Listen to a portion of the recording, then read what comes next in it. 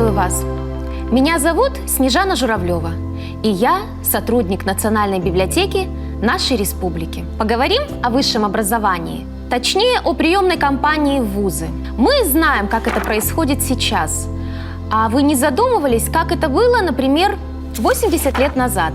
В газете «За Новый Север» от 12 марта 1934 года на 3-й странице опубликовано объявление Коми Педагогического института. Цитирую. «С 1 марта открывается прием студентов на 1934-35 учебный год. Направлений всего 4 – экономическое, литературное, физическое и биологическое. Срок подачи заявлений с 1 марта по 10 августа 1934 года.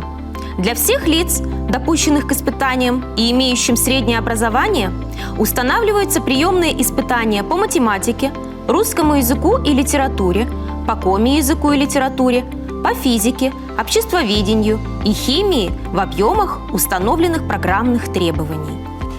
Кстати, из объявления можно узнать и о размере стипендии.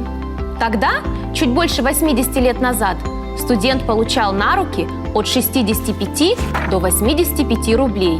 На секундочку, если учесть, что обед в столовой стоил 3 рубля, на эту стипендию можно было обедать целый месяц. Вот такой была приемная кампания в вуз в 30-е годы прошлого века.